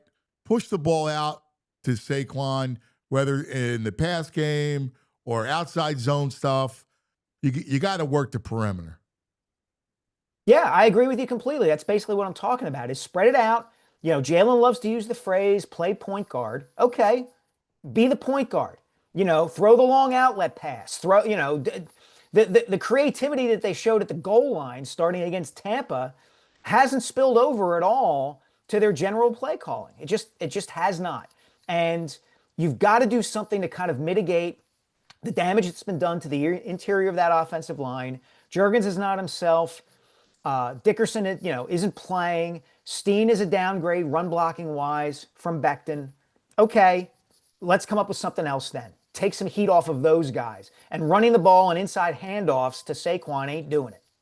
Mike, do you? We talk. Anthony wants Nick to help figure this out. Do you have any confidence in Nick's ability to get creative and put it to work it out? And do you want him to get involved and work this out? That's a great question, VG, because every time the Eagles' offense has taken off, it's been when either Nick himself made the change to go to Steichen as the primary play caller, or when Lane Johnson and the other linemen went to him last year and said, hey, we got to stop throwing the ball so much and we got to start running it and lean into the fact that we have this amazing offensive line in Saquon Barkley. So I don't know. I don't know yet. I think Nick's greatest value is, for lack of a better way of putting it, like as a hype man, right? It's the culture setter. It is the get these guys to play for him. It is not, even though he's got an offensive background, it is not the Sean McVay, Andy Reid design scheme sort of thing. So I don't know how much help it'll be if he gets in there and lends his perspective, because so far it hasn't seemed since he's been here that the offense gets more creative when he inserts himself into it. That's a problem. Yeah. Especially when the locker room's a mess as well. Like that's a problem. That's a huge problem. I had a misconception of him early. I thought he was, I don't know, young offensive guy, you automatically think that they fit that suit. I'm not saying you're going to be as bright as Shanahan or McVay, but that's what you do. Yeah. Because why else would you hire a young offensive mind if they're not that type of guy? Well, you hire him because he can connect with players and he has emotional intelligence. And you hope that he's this offensive mind. But you hope, yeah. Like that needs to be on the table. Like, sure. That needs to be, like, I may be able to quantify that. Yeah. Look, I don't know what, No, I know. It is what it is, right? I think Nick's really good at the emotional stuff. I think he's really good at the rah-rah connection with players sort of thing. I think they're fortunate in the A.J. Brown regard that Nick is the head coach because he's connected with A.J. This could be worse if there were a different head coach in there as far as the A.J. situation goes. Yeah, you're right. But the flip side of that is he's not McVay or Shanahan or some savant when it comes to designing and scheming an offense. So here's the question. Forget the Eagles. Forget the Phillies. Here we go. I need you. You know how much I love you and respect you. All right? You'll shoot me straight. Am I insane that yes. I am hopeful for the 76ers? Oh my gosh, cuz. What have they been putting in your coffee? Have you seen the videos, Mike? He looks great. Yeah. He looks great. Yeah, he's shooting threes. Dominating awesome. Oubre one-on-ones. Look, you want to talk about a burden of proof that a team has to meet before I start to believe in them. The Sixers are right there, man. The Sixers are right there. I saw somebody tweet something about how awesome their young core was with Maxey and McCain and Edgecombe and all this. And I looked at that tweet and I thought, even if that were those are young guys. Maxey's been around a little while, obviously, but the two young guys look like promising. Even if that were the core of the team, which it may or may who are they defending? Who are they stopping on the defensive side of the court? I get it. But hear me out for 1 second. All right. Okay. Suspend disbelief. Listen, I'm half playing with you. No, of course I know you. Yeah. He's not. No, but here's the thing. If for some reason God smiled on a slim bead, all right, as our guy in the chat said, and he can play. Because the one thing about Embiid is, if he can play undeterred, he's a great player.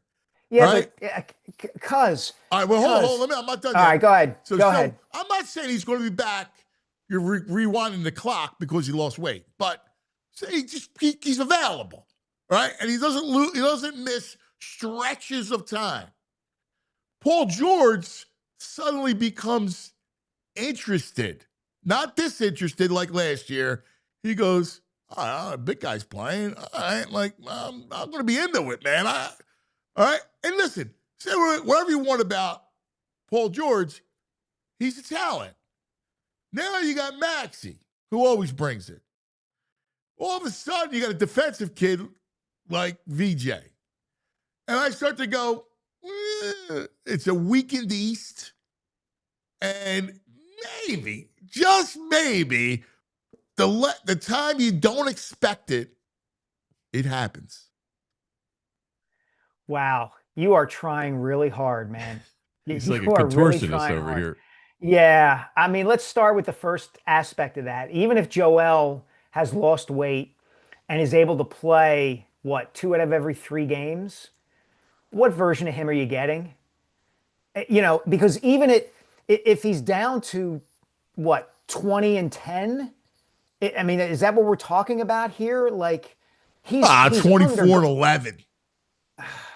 He's undergone so much physically that I'm not sure what you get out of him. I mean, I think I understand where you're coming from, the pie in the sky way of looking at it, and I know you're kind of half kidding, but man, I really have a hard time seeing any of that.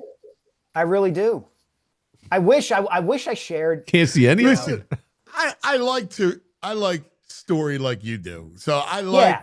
Oh, it would be an amazing comeback story. It would be. It'd be, and the most unbelievable part of it all might be that Paul George gets inspired. I mean, let's be honest. I don't think that's crazy. If they're actually playing and they actually have a shot at anything. I mean, again, then I could totally see him buying into it. Again, the burden of proof is very, very heavy on this team. What's new in your world? Tell me about some Rocky. Just no more reporting, just plugging away on the writing. Deep dive on John Avildsen, the man who directed Rocky.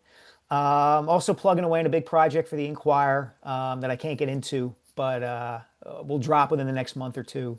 And that's it. Heading to Minneapolis on Saturday to cover Sunday's game and, see the Carson Wentz show maybe. That story is an amazing story. The Wentz story. It's a great story. It is. Just all of it. I mean, people forget he was the freaking savior. I mean, people forget that they, when he got here and they traded up to get him, there was a brief time there where Sam Bradford was public enemy number 1 and Carson Wentz was walking on water. And it's so difficult to remember. I used to do a bit from The Revenant. Remember The Revenant came out during that time with DiCaprio? Sure. And I here he was from North Dakota. Yeah. It's cold. And he was the Revenant coming out to say the problem is that the Eagles included, everybody thought that because the guy wore camo and shot his own dinner with a bow and arrow that he could survive in Philadelphia, and it turned out he couldn't. No, he was more fragile than anybody. Yeah, he was more fragile than anybody. From South Beach. Yeah. My brother, I love you. I can go on all day with you, man. You're the best. Thanks guys. Appreciate it. Mike SIelski. Look at a tweet right now, Mike KB. Feels like Embiid's going to be available for the Sixers on opening night. I know. Hey, listen, the season is about to embark. I got to suspend some disbelief, dude. I got to do it. No? Why not? It's better to be optimistic than miserable. I mean, I don't know. I know. I get it. I'm half joking with it, but dude, imagine if he becomes the beast again. Love it. Yeah, I'm down for that, man. On I can't deal with his offense If I got to deal with the Eagles offense this whole year, I need something else. All right? Unless this offense changes drastically, this is enough to drive me insane. All right? Like, seriously, if I got to watch this offense, bad enough. The thing I love about this football team the most is its defense. And Carter's hurt and Quignon's out. And if you got to I got to put all my hopes on this offense, I need something. You got a college hoops tips off November 3rd. Although I do my boy from Temple. Yeah. Get him on. He's the greatest. Fish. All right. Take care of some business. Let's talk about Cherry Hill Kia. Yeah. All right. Brings us the big deal. Cherry Hill Kia. Look for the dealership and with the most inventory, super low lease payments across the Philadelphia area. Well, that's Kia of Cherry Hill. That's the place to go to. A folk auto dealership. Choose from over 450 new Kias, including Tellurides, Sportages, K5s, Carnivals, Seltos, and the Souls. Love the Soul. You belong in the Soul. Soul, man. Kia, the hottest automotive brand in the country for a reason. 7 of their models received 2025 Car and Driver Editor's Choice Awards, which is amazing considering they tested over 450 models and only 20 get this award industry-wide. That's crazy. You know, Pretty 7 solid. of them. Like, get Pretty 7 solid. Pro Bowlers. Combined with the best warranty in the automotive business, 10 years, 100,000-mile powertrain, 5 years, 60,000-mile bumper-to-bumper. Stop in, see Bill. It's my boy over at Cherry Hill Kia. Kia of Cherry Hill. All right? Go to online. You can check them out, KiaofCherryHill.com. Stop in today. Tell Bill I sent you. Get over $3,000 over Kelly Blue Book trade-in value following a trade appraisal. That's right. Over 3. Think about that. Big deal. Huge deal. Get the cuz discount. Do it. KiaofCherryHill.com. Now we talk about Parks Casino, Street Road, Bend, Salem. Oh, a mecca of entertainment. Good food. Great action. Sports book. Mm-hmm. Right? Poker room, all the hot slots you want, table games, and of course, the Excite Center, where there's all kinds of great acts. You ready? Let's do it.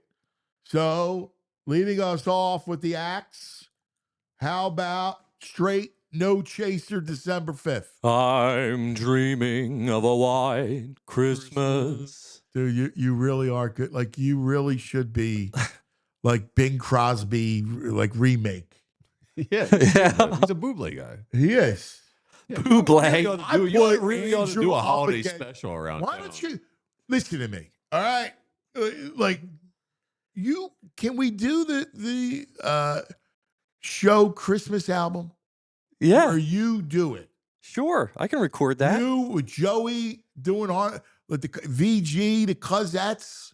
Oh, I got studios. Like, we do should this. do that. Oh, yeah, All right? sure. Like that's your bailiwick. We could do that. Yeah. All right? Like, let's be more creative here. All right? Yeah. Sports isn't your bailiwick, but entertainment is. Like, you're great at What it. is a bailiwick? Yeah, that's a new word. What is that? It's like your thing. Yeah. Like, I got to explain everything to you guys. Yeah, bailiwick. That's a good one. I like 1970. that. Says 1943. Bailiwick. You're supposed to be a writer. You got no vocabulary for being a writer. Bailiwick. You're mocking me for having a vocabulary. Freaking bastard. December 6th, comedian Ken Jeong. Funny dude. December 12th, Led Zeppelin.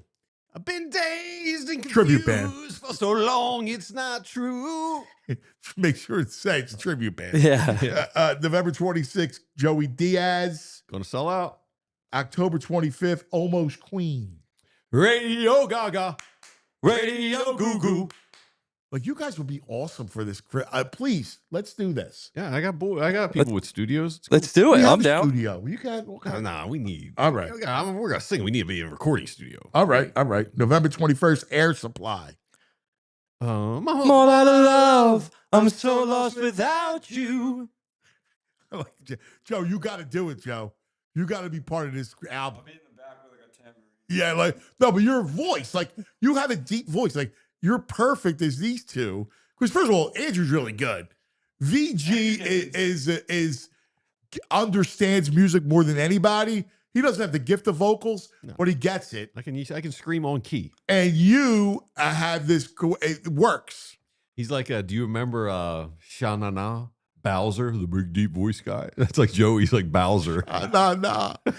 My grandmother used to like that. I hated that freaking show. Oh, it was the worst. ParksCasino.com to buy tickets for all shows. Parks Casino, this is how you win. You got to be 21. Gambling problem, call 1-800-GAMBLER. All right. Now, let's dive into some fantasy help. Yeah. All right. We have a doctor for your fan. If you have fantasy woes, yes. Well, we got the doctor, Dr. Geek. All right. Dr. Geek. Dr. Geek is here for all of your fantasy woes. Good morning, Geekus Aurelius. You're muted, Geekus. How about now? Because I've got some breaking news for you. Oh, yeah? Yes. What do you got? I'm changing up the name. We're going from the Fantasy Football Geek to the Fantasy Football Bailiwick. It's happening. Well, listen, fantasy football is your bailiwick. It is my bailiwick. It is. That's what I was thinking. You know what you're doing. I wish I knew about that word previously. What is up? Yeah, that's what I'm saying. Thanks, Geek. I gotta see the origins of this word. Oh my God, you guys. Geek, Dr. Geek, where do we stand now? Because this league is insane. It's absolutely insane. There's nothing makes sense. Guys are hurt, and all of a sudden, like, you got guys coming out of nowhere. Like, look at San Francisco. Are you kidding me? What, like, the born identity, all right? The reborn identity. Like, crazy things are happening. Mac Jones looks like Montana. Like, what's happening, Geek? Oh, first of all, core play on Kendrick Bourne the last 2 weeks. So if you were following my content, you did really well last week and this week with Kendrick Bourne. I like Mac Jones. I actually think that Mac Jones is Sam Darnolding right now. He is. He looks like he's back in Alabama. Yeah, he's going to be fine. Look for Mac Jones to get a real job next year based on his play. But yeah, everybody's hurt, cuz everybody. As soon as you start to I'm waiting for the next shoe to drop. Pearsall having a great year. Bye. Igbuka crushing it. Goodbye. Puka Nacua hurt last week. So if your team has been crushing Bucky Irving, where are you? And look at what happened with the running back situation in Arizona. We lose the starter. We lose the backup. We don't even know who the next guy is. And then it looks like it's going to be Michael Carter. Nope. They switch it up again. There's a lot of craziness going on. Got to navigate it. Got to. So what's your advice? Like, who do you look? You always got answers. You always got an eye on somebody. Who are the guys that you have an eye on? Yeah, obviously use the injuries to your advantage if it's not happening to you especially. But let's talk running back real quick. Kamani Vidal emerged for the Chargers last week as the guy they like more. It was Hassan Haskins. It was Kamani Vidal. We didn't know. We had no idea. Does that mean it's going to keep happening this week, cuz? I don't know. But last week, 18 carries, a bunch of targets for Kamani Vidal. Hassan Haskins barely used. So Vidal might still be available in your league. Go grab him. Take Vidal Sassoon. Yeah. Are you got to be kidding me? Kamani Vidal. Who would have thought it, right? So that's your running back. There's not a lot of running backs to be picked up right now. I have a recommendation that might have been dropped in some leagues, and that's Woody Marks from the Texans. They didn't play last week, and a lot of people had some bye week issues. They might have dropped a guy like Woody Marks. So if I'm in desperate straits, I'm okay. I'll take some Woody Marks. It's fine. Woody Marks. He sounds like some bad radio guy. It didn't, I wasn't a believer in the preseason. I wasn't a believer, but the one thing about Woody Marks is he's on a Texans team. They just don't have a running back there. Like Nick Chubb is really old and he does not move that fast anymore. And so he's just not, Nick Chubb is great for 3 yards. Yeah, you're right. You're right. When you need him, right? So, But I mean, you need an Woody- exciting player. You need an exciting player on the team. There's a couple other situations. So we've got tight ends injured. We've got a lot of bye weeks happening as well. So one name that I just picked up in some leagues, and it is a play on some of these injuries. The guy who shined the last time the Bucs had a bunch of wide receivers out was Cade Otton. All of a sudden, he went last season on a 3-week or 4-week spree of 10+ targets per week. I felt like I saw a little bit of that percolating last week. So I just picked up Cade Otton for the bye week at tight end. You have Mark Andrews or one of these injured guys. You got George Kittle still trying to make it through. Take a shot with Cade Otton. I like Tongus. Oh, Tungus. He's my guy, but he's already on a team. It's too late. Tungus is the man. He's already on a team. You can't get him. On another one with Puka out, there are 2 names that really could pop this week, and these are for DFS also. It doesn't matter. Your waivers, you need a guy, right? So Jordan Whittington is sort of the let's call it the chalk person that people are picking up. But I've watched the Rams for a while, and it seems to me that it's Tutu Atwell that tends to get the big splash plays when he gets a chance to be in the game. So that's another one. And I'll keep shifting gears. There's so many of these with all these injuries. Another one, DJ Moore might be out this week for the Bears. He went to the hospital after the game, got some sort of a leg injury. Not exactly sure what's going on there, but I don't like the whole sound of it. The guy that has the most upside on that team is Luther Burden. From Missouri. I love Luther. Luther's got ability, man. He could play. Every time he's out there, he's just making flashy play. It's just a matter of time. He could be the best wide receiver on that team. Like that could be the I'm end a Rome result guy.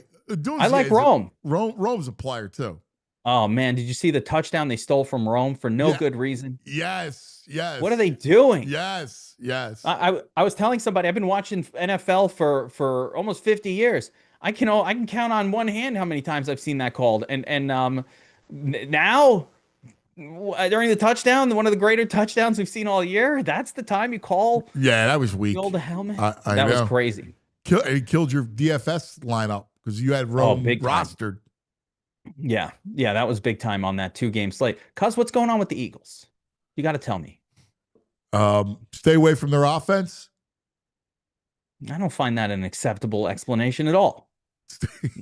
Stay away. I want to be in on this. Stay away from their offense. Don't use their offense. Can you make some calls? Do something. Yeah, there's a lot of issues going on, man. Do not. Here's my advice to you: do not roster any Eagles Sunday. Really? Yeah, don't do it that far. Going that far. Not Sunday. Not against on the road. Tough matchup. Yeah, against a really good defensive coordinator. Do they roll out Carson Wentz for the revenge narrative? You know why? It looks like it's trending that way. Yeah, this is unbelievable. Like the fact that we're going to play Carson Wentz on Sunday it's mind-boggling to me. They just can't lose. You can't lose to that guy. Like I don't care if they win 6-3. I just don't want to lose to that dude. Oh man, if I'm an Eagles fan, I would rather see JJ McCarthy. Yeah, big time. Yeah, big time. Yes, big time. I'd much rather play JJ. Yes. Yeah. Cuz DFS this week. Who we got? There is one game that stands out above all the others. Oh, really? It is a shining beacon. A city on a hill, so they say. The Cowboys are at home against the Commanders with a 54-point total. The Cowboys have been the dream of fantasy production for themselves and for their opponents every single week. I don't think there's been a running back against the Cowboys that hasn't put up a tournament-winning score. I mean, Rico was unbelievable last week. Oh, man. Talk about revenge. Rico said, why did you let me go? They put me as a backup over here. No pride. You, Rico's been, what he's doing is crazy too. By the way, he's locked himself down as the as the lock button starter. Don't think that Chuba's coming back and taking his job back. No, Sorry, I no, never seen 200 yards from Cuba or from Chuba. no. Well, you know what's funny? I'm looking at this slate on Sunday, and there's not a lot of great fantasy games, right? You got Raiders, Chiefs. Genty's going to struggle against the Chiefs defense. Miami, Cleveland's gross. New England, Tennessee is gross. The Carolina Jets, that's gross.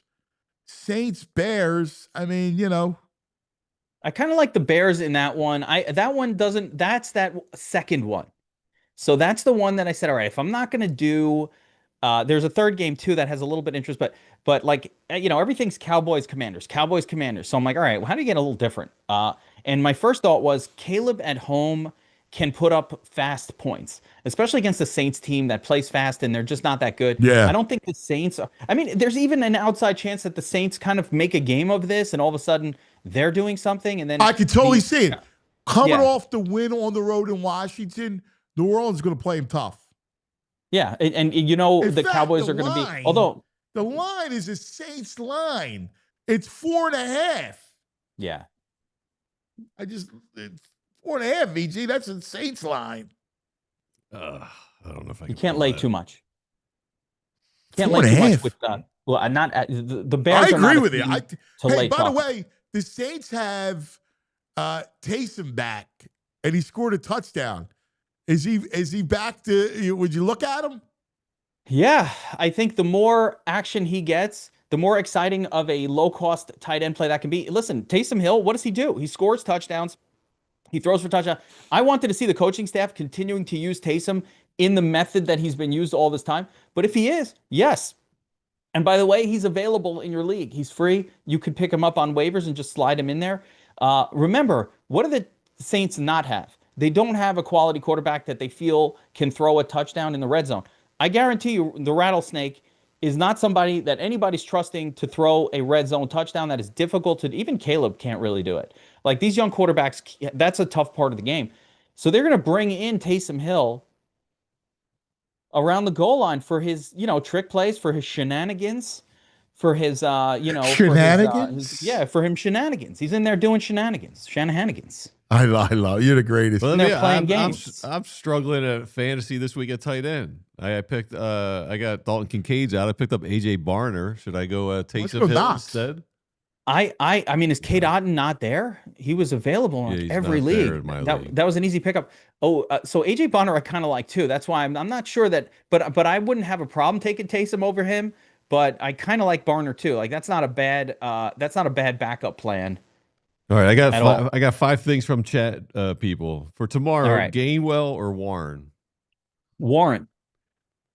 Should this person ride with Bryce Young, Ted McMillan, and Rico again for a third week in a row? No, I don't know what kind of question that is. Of course, Rico. But Ted is not in a good spot this week at all, going up against Sauce.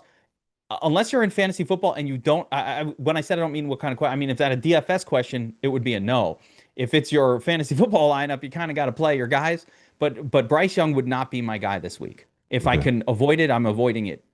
Is Bowers back? And if not, do they go Ingram or Strange? Bowers should not be back, although it's early in the week. Strange, Evan Ingram would be your play here. Strange, we don't know that he's going to be back either. So Evan Ingram if would be your Bauer's play not back, are you all in on Michael Myers? I like Michael Myers generally, like when he's in there. He had a big week last week, Mayer did. Yeah, he was great. But Yeah. this is the Chiefs. This is a tough defensive matchup. I don't mind the tight end in a tough defensive matchup, but it is a tough defensive matchup. So, And but they're I not going don't to think take Bowers will be the back. Raiders lightly like they did last year on Black Friday.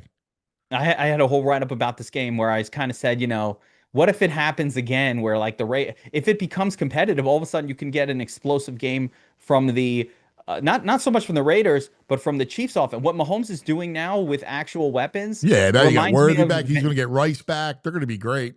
Yeah, this is vintage Mahomes 2022. We haven't seen it in years. I love it. I'm like I said, how did he lose that skill set of putting up 25 points a game? And here it is. It's back. Very exciting. Hey, sit tight 1 second, brother. We are in overtime OT.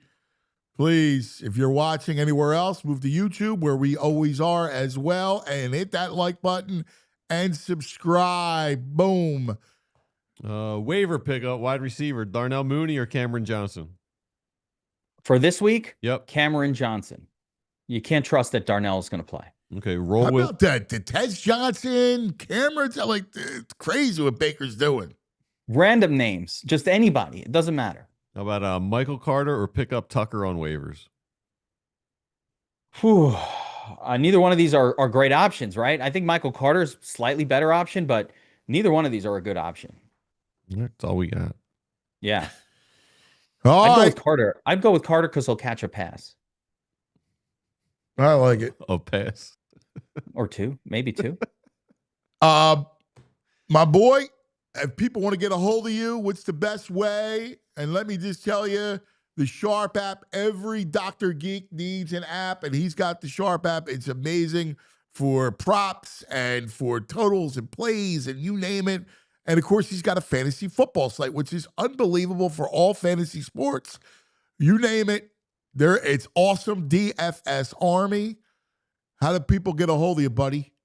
Cause you know it. I'm on Twitter at @FootballGeek answering those questions. You can find me in the Sharp app, Discord, Sharp. If you want to start betting using math instead of your eyes, use math. Bet with an edge. That's what Sharp does. And of course, DFS Army YouTube channel. We're doing breakdowns all throughout the week, cuz. So anybody can pop in and watch a video and get a pretty good idea of what to do this week in DFS on FanDuel or DraftKings. Yeah, what you guys do with fantasy is awesome. Like, you guys cover every base. It's great stuff. For all of us geeks out there, you are the king geek, and it's great work. All right? I appreciate you, cuz. Well, that's what I had to do when I have this terrible football team to root for. I had to switch it up and say, I'm all fantasy football. I don't care about the teams anymore. I done. don't blame you. Being a Jet fan, I don't blame you, buddy. I'm Cruel done. and unusual punishment. Nope. Yeah. Done with it. Too much. love Too it. much suffering. Liberation. Good stuff, buddy. Thanks, pal. Thanks, guys. Geekus Aurelius. It's good stuff. All right. Knows his stuff. You got some nugs?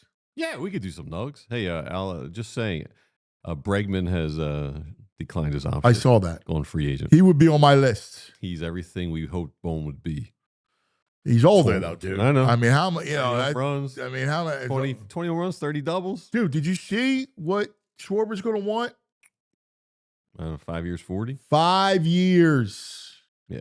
Well, that puts him right about 5 years. Because he wants to hit the 500 home runs. He needs 4 to 5 years to hit 500 home runs. Listen, like, if you're asking me, I do the deal. Like, I can't go all, Mr. GM on you right now with Middleton's money. I got to go do the deal. Do we need an analytics person to break down swing speed and how it falls off a cliff after age 36? We know it. And this whole team's going to fall off a cliff. But you're already, you're on the edge. You're on an edge as you speak. You're in too deep. So you can't just turn. Pot committed, as they say. Let's go. Play the hand. Let's go. Double down. So Bregman, Add. Bregman, Alonso, Schwarber. Well, you're not going to get one. You need one of those. Framber Valdez. Go get it all. Go get an all-star team. Out to the Dodgers. Here's my payroll, $785 million. Let's do it. Good luck, John. Good luck. Good luck. All right. Let's do it with Doug.